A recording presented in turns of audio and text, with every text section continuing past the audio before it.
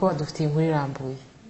Hari ku masaha y'igicamunsi cyo kuri uyu wa kabiri nibwo inzoka zigera kuri enye zateye urugo rw'umugabo witwa Ntwari Jean Damascene, maze umwana utunza agatoki uteye agati nuwerekanye ko ayibonye ndetse n'uyu mugabo wazishe bakaba bahise bafatwa n'uburwayi bwo mu mutwe aho bamerewe nabi mu bitaro bya Masaka biherereye mu karere ka Kicukiro. Batuye hafi yaho bita Nyakariro ya Rwamagana, ariko ni mu mudugudu wa Rugende mu kagari ka Gako mu murenge wa Masaka w'akarere ka Kicukiro. Umudamu w'uyu mugabo uri mu benshi Manuelia akaba umwe mu baje guhungabana, ariko we ngo kuko yazirebeye kure ugifite akenge yadutangarije mu buryo burambuye uko byabagendekeye. Byagenze nyine twari duhinguye ari nko ku saa sita, tugeze hano twashyize amasuka hasi twumva abana baratatse, tugenda tugiye kureba ikibatakishije, dusanga ni inzoka yatereraga iza mu mbuga.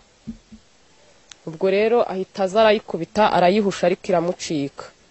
Muri ako kanya imaze kumucika hashira nk'umunota umwe irongera irahagaruka, nayo arongera asubira yarayikubita arayica.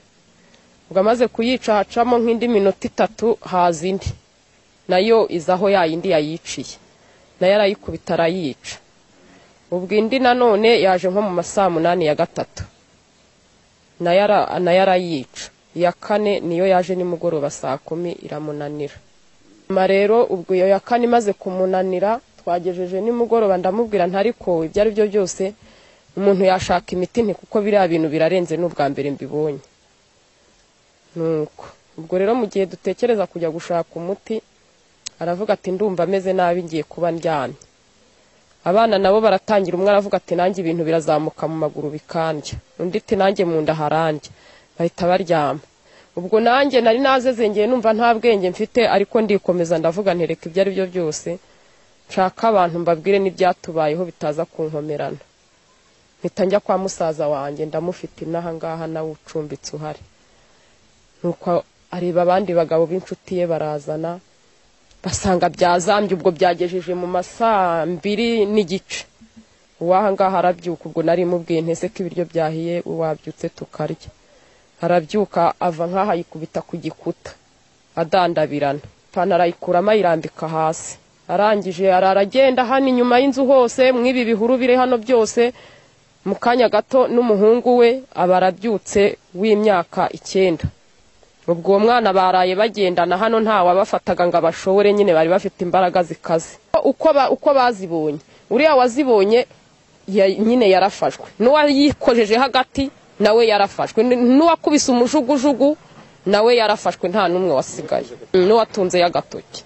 Uretse uyu mugabo nyiri uru rugo w'imyaka 40 y'amavuko uri mu bitaro, undi watunze agatoki ni umwana wabo w'imyaka 11, uw'imyaka 9 wateye agati, ndetse n'uw'imyaka 5 waje kwerekana indi nzoka yarije. Abo bose kugeza ubu twakoraga inkuru kuri uyu wa gatatu bakaba bari basinziriye kwa muganga kuko byabaye ngombwa ko babatera urushinge rubasinziriza. Hagati ariko tukiri muri uru rugo kureba izi nzoka zicirwaga naho zaturukaga, indi nzoka nanone mu buryo butunguranye iyo yarayitishwe yaje kuhanyura saa 4:48 kuri uyu wa gatatu. Indi nzoka nanone yisanyura, abantu hano bahise bahungabana. Mbonye rwose isimbutse ituruka impande y'inzu, bwaba buranyishe n'umutima ndumva sinzi uvuye.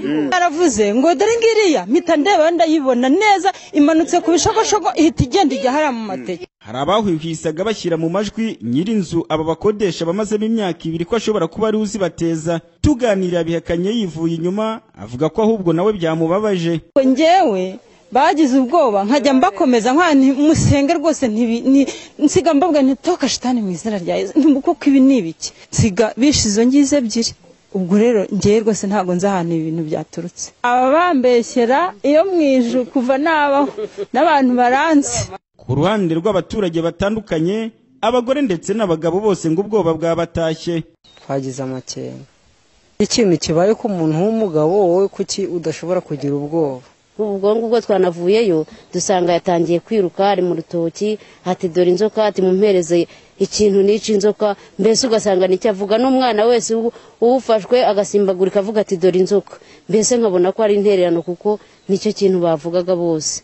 Kugeza magingo aya izi nzoka bavuga ko ari intererano. Amakuru yizewe twakuye kwa muganga ni uko bigoranye cyane kugira ngo aba bantu babone uko bavurwa mu gihe nta nzoka yabariye, ahubwo bazize gutunga agatoki no kuba bayishe. ni ikibazo abantu benshi bakibaza uko biza kugenda, bamwe bavuga ko uretse abanyamasengesho ngo nta kindi kiri bukorwe. Imyaturukaga mu mateke yagera hasi akayica, zose uyu mugabo nyir'uru rugo yaziciye mu gace kamwe. Kugeza ubu inzoka 3 nizo zishwe, imwe yamucitse ngo niyo yatumye ibi byose bihita biba,